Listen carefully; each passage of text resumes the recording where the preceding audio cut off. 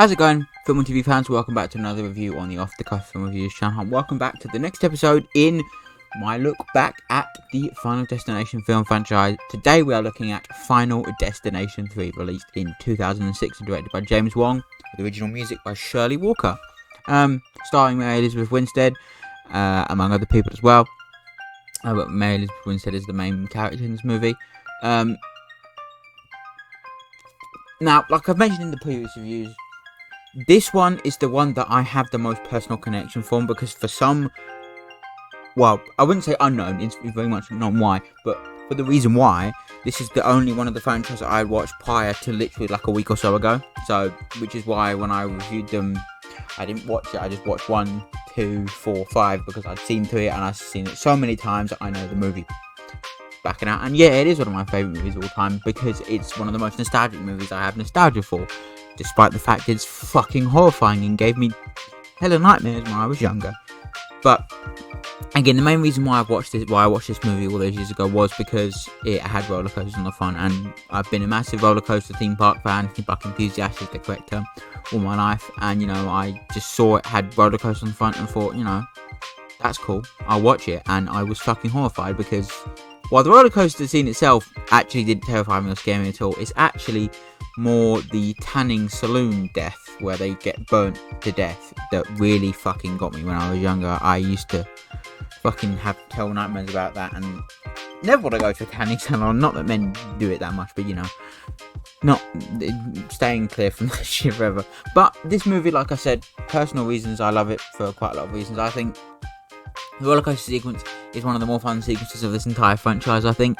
And it's good to see director James Wong and writer, whose name escapes me, back again at the helm of the franchise. And they very much wanted to make it less of a sequel to the other two and more of a standalone movie, which is what it is. There are passing mentions to Flight 180, but no mentions to what happened in the previous movie. Hell, there's not even any William Bloodworth in this movie, which is very, very sad.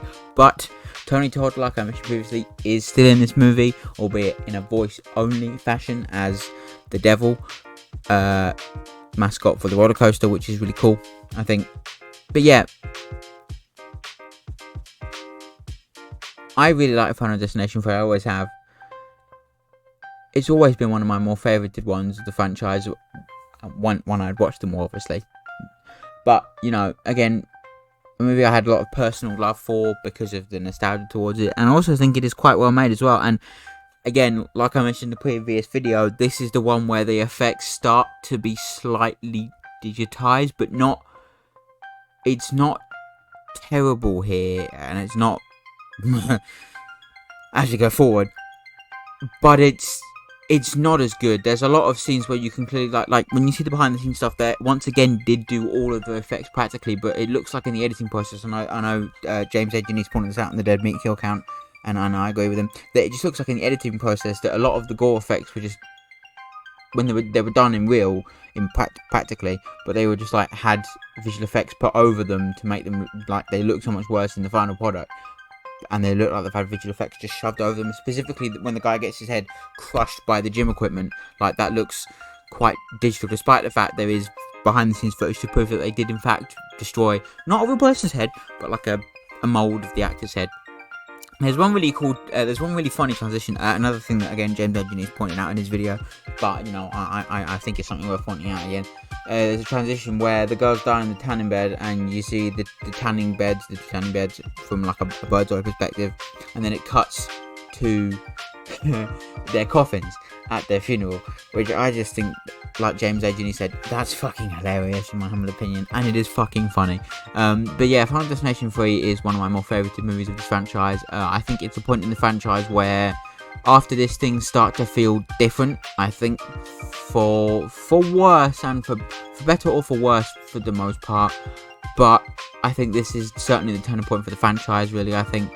And having all come out consecutively 3 years after one another for every franchise, every film in the franchise, obviously having the first one in 2000, the second one in 2003, the third one in 2006, the fourth one in 2009, and the fifth one in 2011 means that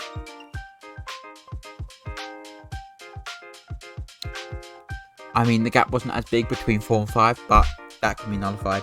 I think it just makes the movie more interesting. I think what makes this one stand out a lot more from the others is that it has none of the FBI stuff. It has, like, it doesn't feel like the other two, which is why I had quite a shock when I watched the other two, because I had watched the one that was basically not pretty much like the others, because it just feels it feels different about it. Obviously, the first two heavily have the whole FBI kind, well, at least the first one does.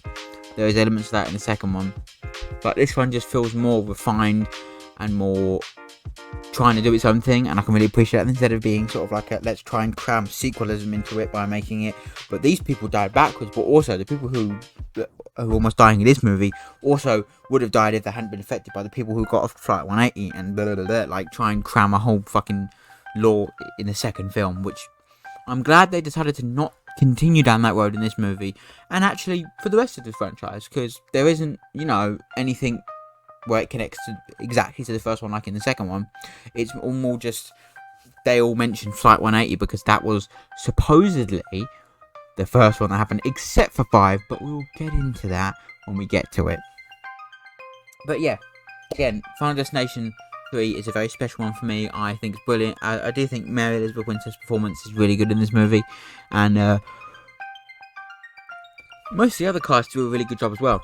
And it is a fun movie. Again, for me personally, I have had a nostalgia for it, and I love it for different reasons. But it's still a fun movie, and I highly recommend you give it a chance. Like I said, in the United Kingdom, this movie, along with the second one, are streaming on Amazon Prime Video. The fourth movie is streaming on Netflix. The fifth movie is streaming on Amazon Prime Video, and the first movie isn't streaming anywhere in the UK. So, if you live in the UK, sucks to be you, i.e., sucks to be me.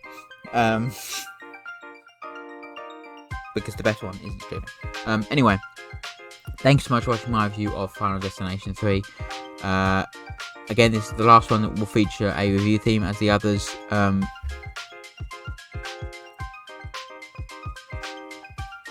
the other two actually have their soundtracks released, and they had a score by the wonderful Brian Tyler. So I'll be doing what I do now, in which instead of just picking a few select pieces from the soundtrack, I will just play the soundtrack all the way through as much as possible for as many tracks as it takes for my speech to finish, or my words to finish. Anyway, thanks so much for watching. Have a wonderful day, and I will see you all in the next video, the Final Destination 2009 review. And after the Final Destination franchise, I'm very happy to announce that I'll be starting 2 more iconic horror franchises, hopefully to have them finished by Halloween, or by the end of this month anyway. And those are Friday the 13th and A Nightmare on Elm Street. So look forward to that shit coming soon. Anyway, thanks so much for watching this video. Have a wonderful day, and bye-bye for now.